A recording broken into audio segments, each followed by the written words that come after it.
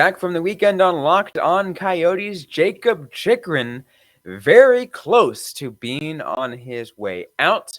Plus, it's game day, so we're going to take a look at the Arizona Coyotes versus the Nashville Predators. You're Locked On Coyotes, your daily podcast on the Arizona Coyotes, part of the Locked On Podcast Network, your team every day.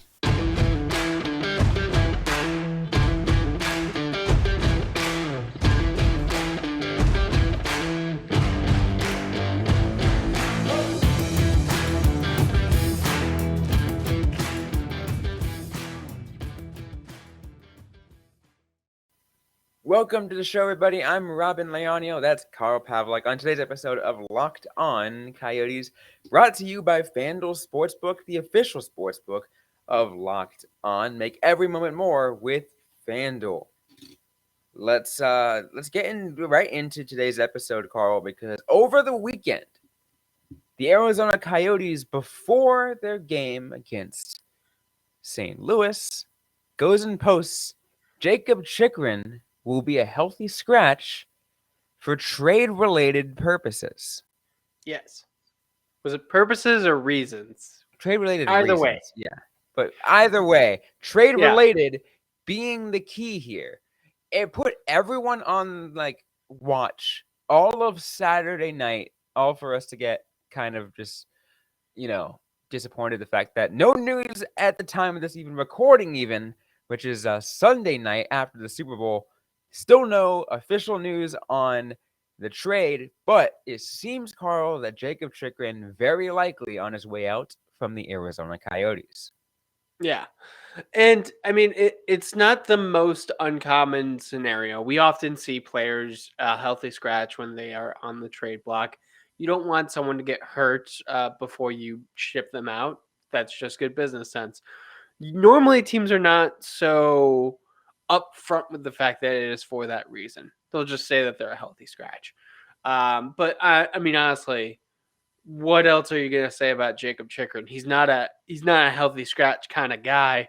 Like, if you do healthy scratch him for anything other than trade related reasons, that's potentially a red flag for another team. So might as well just be honest about it. Yeah, and it makes it, and I think at this point, if they had said it just has if Jakob Chychrun's a healthy scratch, people will try to look too much into it. Like, oh, there's this reasons, there's that reasons, there's that reasons. The fact that they just kind of put it out there, like, yep, this is what we're doing, this is what's happening.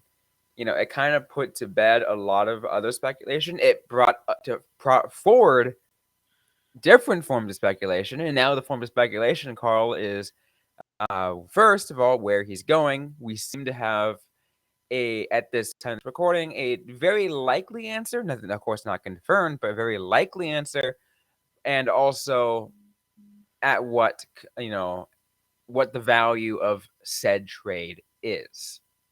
Yeah. So the kind of clear contender that emerged was the Los Angeles Kings, who we talked about. I would argue that this is kind of the perfect situation for another team to just kind of like step in because it didn't happen right away. Like, so if you are the Ottawa Senators and you really want to make a splash, just go in hard with a major offer right now. Put Bill Armstrong's waiting for LA, and then you can just be like, hey, I got a better call. I took it in the moment.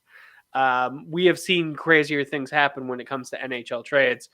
But yeah, it does seem like if things continue the way they were over the weekend, Chychrun is going to be a king for the foreseeable future. Yeah, so Jakob Chychrun, this trade, the LA Kings seem to have the key pieces that the Coyotes are looking for in a trade, and that I think that they're willing to meet those expectations from what my understanding is. The only other team that came out as a I wouldn't say front runner, but as a pushing hard is the Boston Bruins. That name kind of not necessarily fizzled out in the last 24 hours. But the LA Kings name just kind of really pushed forward. A lot of NHL media is really pushing the LA Kings idea that they're the team that has all the assets in place and has the pieces that the Coyotes are looking for. Yeah. And we've talked about that in the past that LA does have like a very good crop of young talent and prospects. And if you're a team like the Coyotes and you want a prospect who's good and like 2 years down in their development, more so than a person you would draft right away, LA is a good team to get that from. I also believe that they just have, the space for him more so, the need. Like, there's reasons why LA makes sense and why they are emerging. And they're also just in a very competitive spot right now. They need an upgrade, potentially 2 upgrades. Absolutely. Other names that were brought up over the weekend and shot down either really quickly or um, or even shot down even before the news came out. Edmonton had said that the price is too high. I think Toronto had said the price is too high. I believe there was one other team that said the price was too high. Uh, Ottawa, I think the price was too high for them as well. So a lot of teams that we had originally talked about kind of backed out in a sense that okay, yeah, the price is too high. Arizona is asking for too much. I mean, I don't know if that's the case. We obviously don't know what LA really is going to be giving back if this is the actual case, but we'll have to see. I just want to point out, it's crazy to me that Ottawa is still in the conversation about this.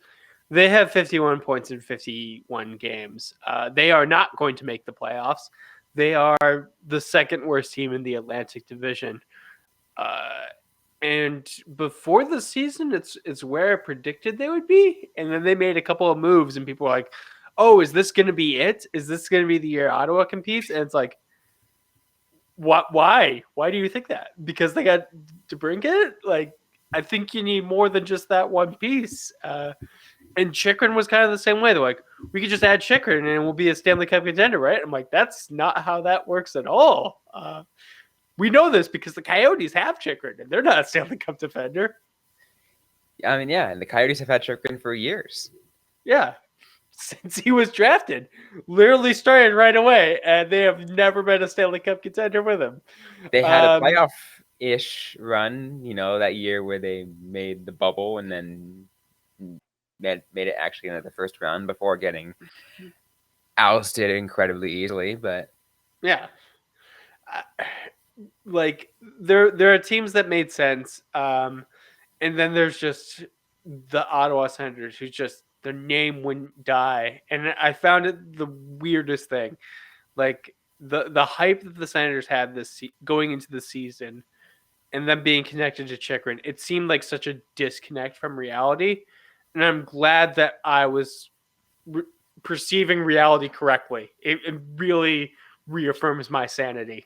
yeah, I do find it interesting though that both Toronto and Edmonton kind of decided that, I mean, to our understanding, that they can't meet the expectation that the Coyotes were looking for. I did see a potential that Edmonton would go for Gostisbehere. It's an interesting thing that we can probably discuss later this week is a potential trade pieces and value for Shane Gostisbehere. But what we're going to do is we're going to look at potential trade pieces, what's been discussed and what's been linked with the Arizona Coyotes and the Los Angeles Kings on a potential Jakob Chychrun trade. Obviously, we're recording on Sunday night. Things could have changed by the time you are all listening to this. We will obviously have live updates as soon as we know the information.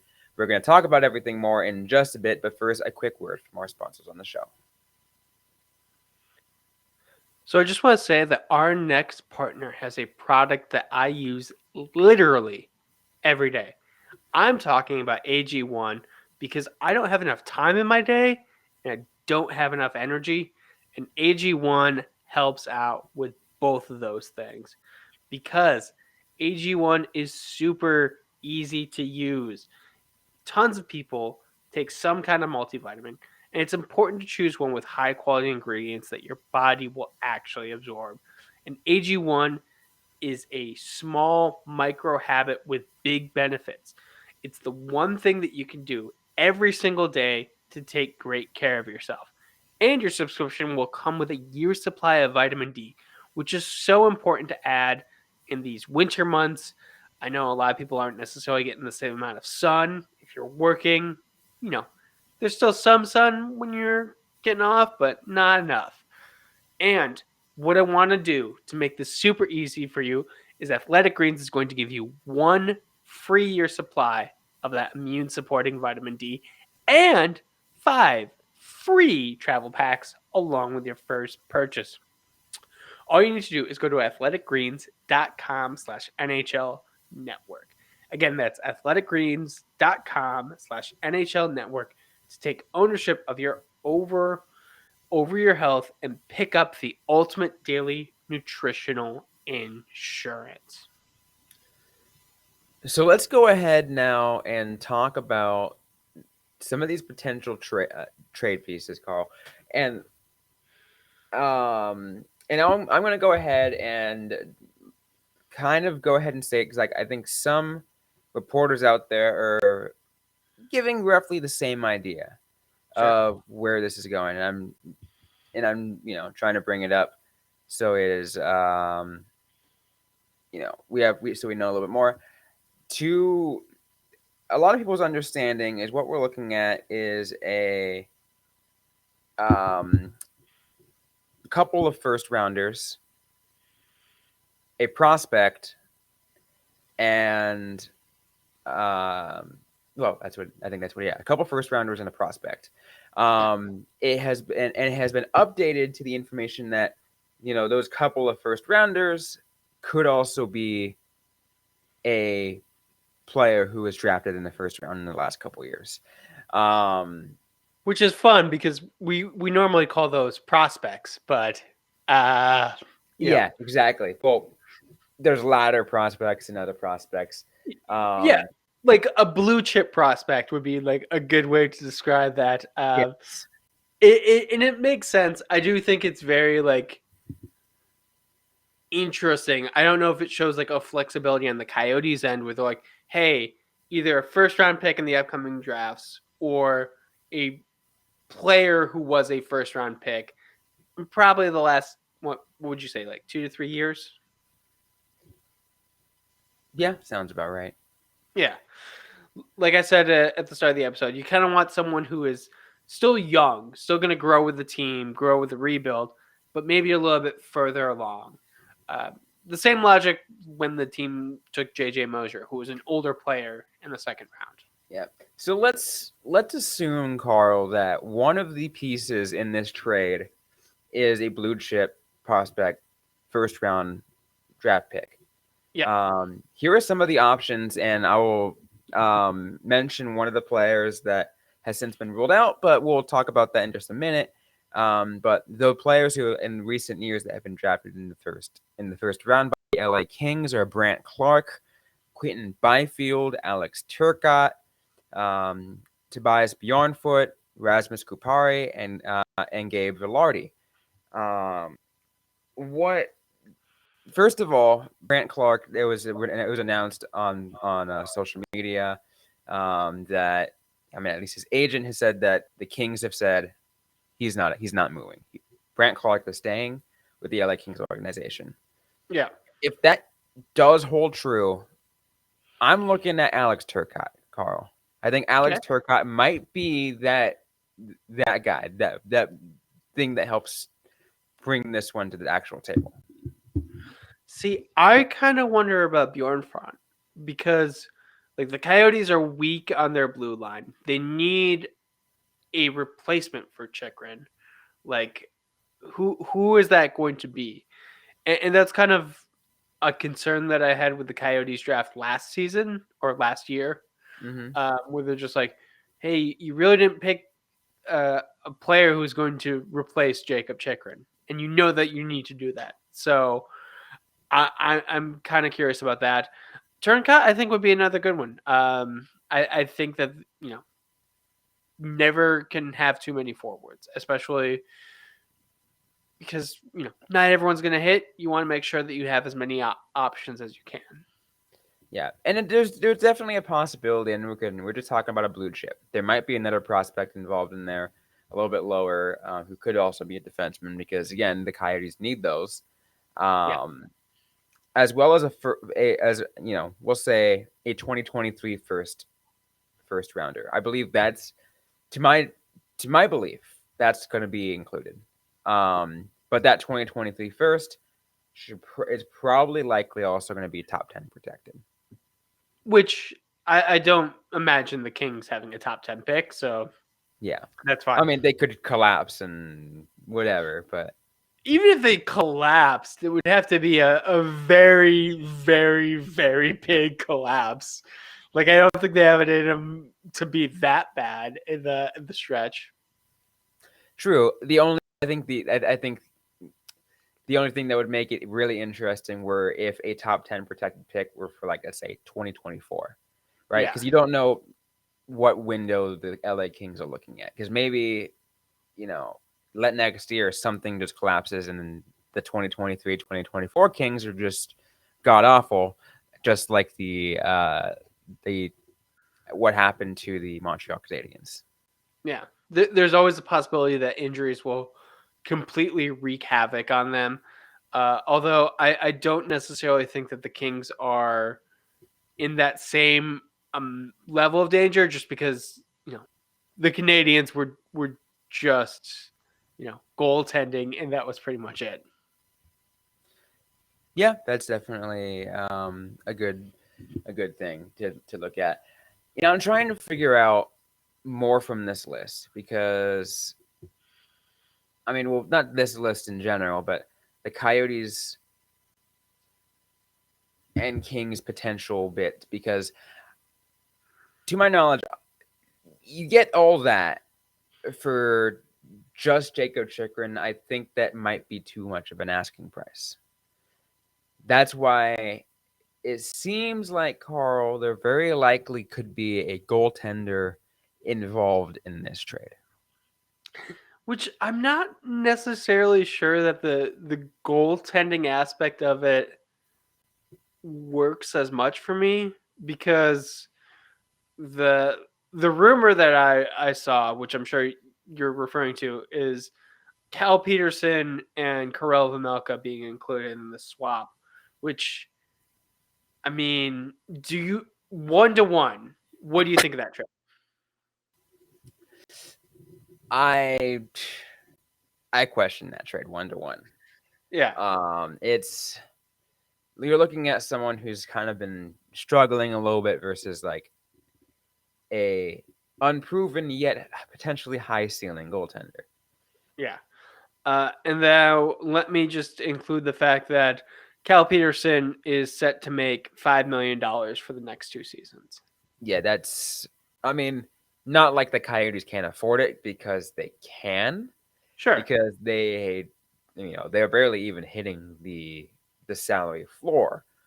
Yeah. But still, I don't know if I'm Bill Armstrong if I would want to take a contract like that for a goaltender that's not like I mean, yeah, I would say just kind of just like not great. Yeah. I mean, I'm not sure why Peterson has a $5 million contract. He is, he had a good last year, but it wasn't great. He's never really been seemed like a future starter necessarily.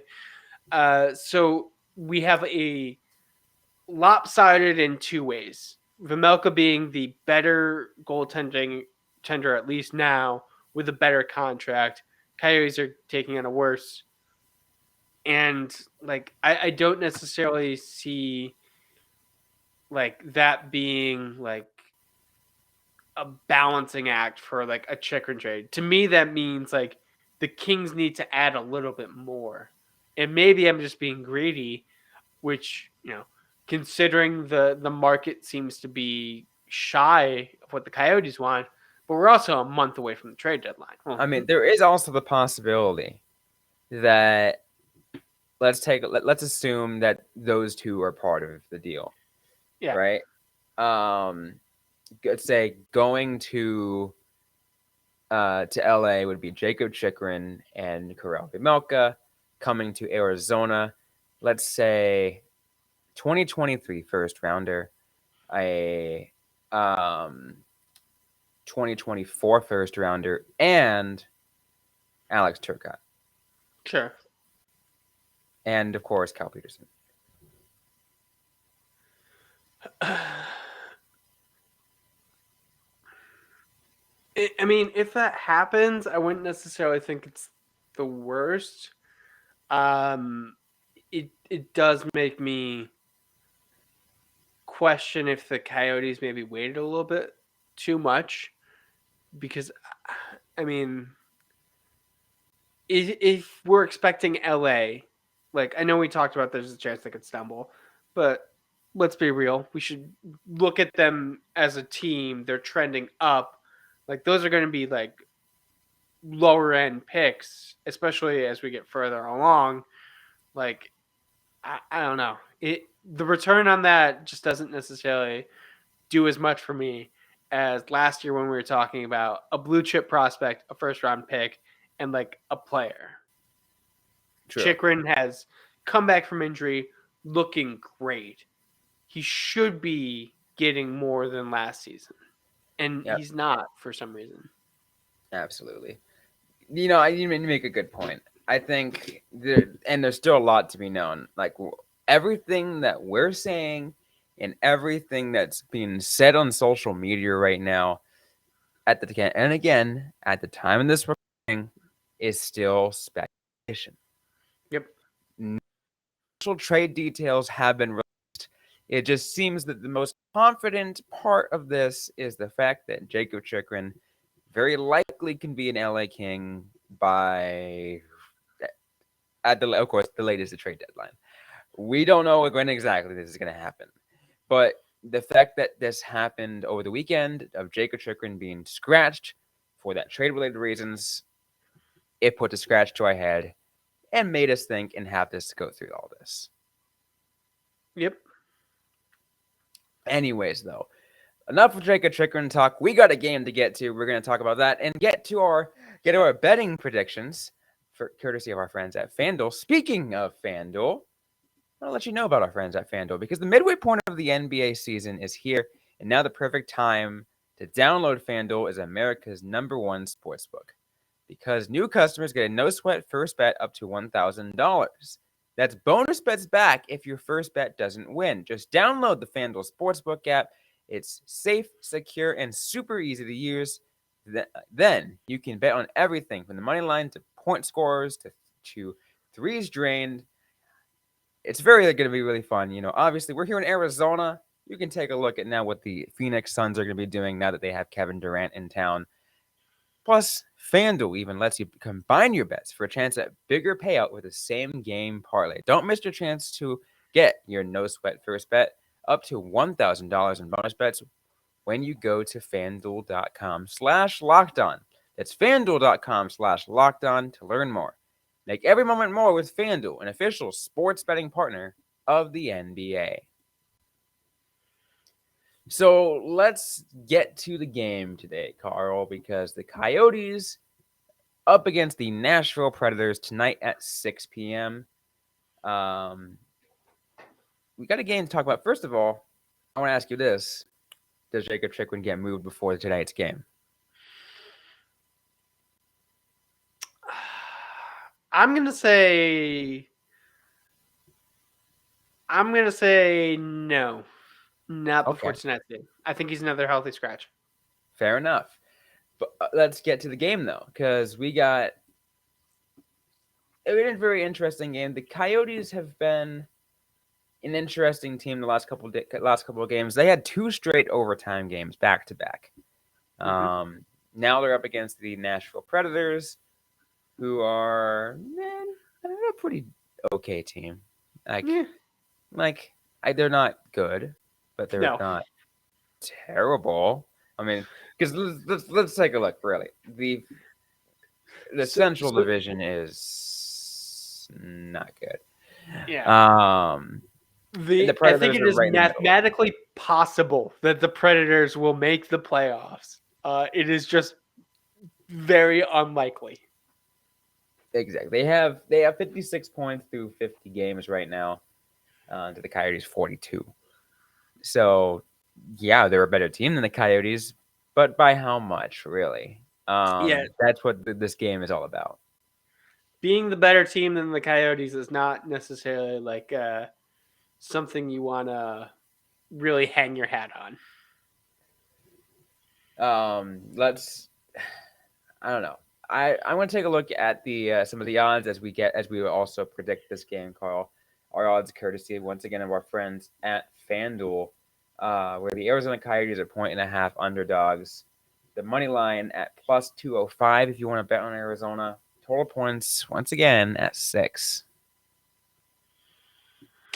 I think this one's going to be under. The Predators don't score a lot of goals. Like if you look at their last 2, they have 2 regulation goals, and then they beat the Flyers in the shootout.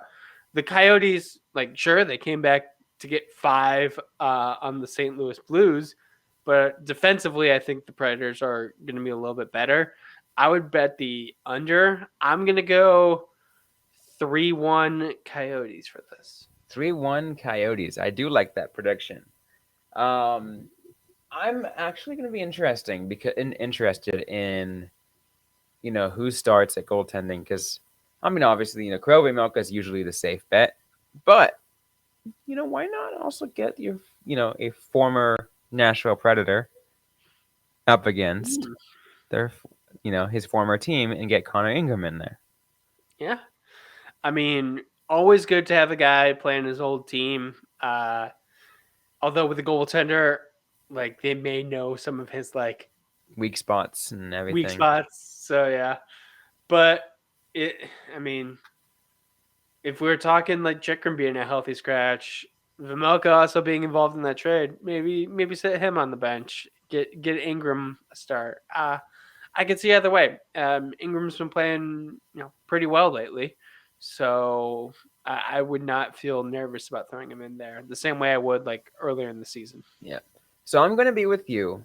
This game is going to go under. So I'm going to take the under on this game. Okay. I do not have the Coyotes winning though. Sure. I believe it's going to be a 3-2 Nashville win. Nice. Okay. And it's going to be in regulation.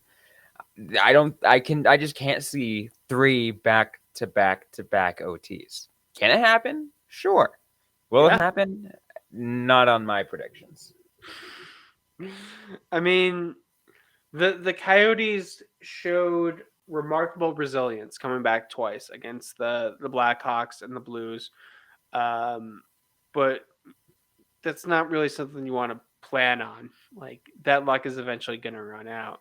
So yeah, it's perfectly fair to not assume that there's not going to be 3 overtime games. I do want to see if we can get any other kind of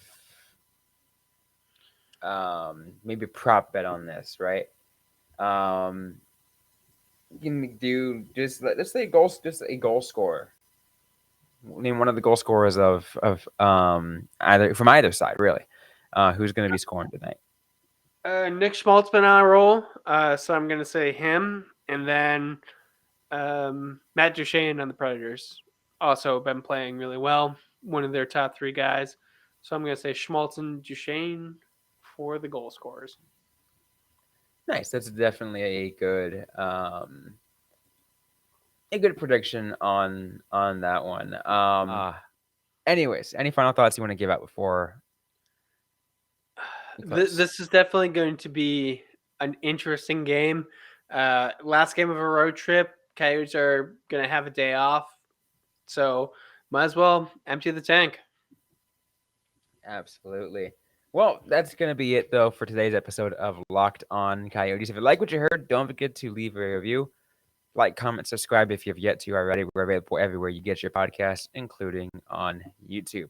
Don't forget to interact with us on social media. We're on Facebook, facebook.com/LockedOnCoyotes, and on Twitter at LO_Coyotes. I'm personally at Robyn_Leonio. Carl Pavlock is at Carl Pavlock FFH. Interact with us, ask the question you might have, we might answer right back, or in a future episode of the Locked On Coyotes podcast.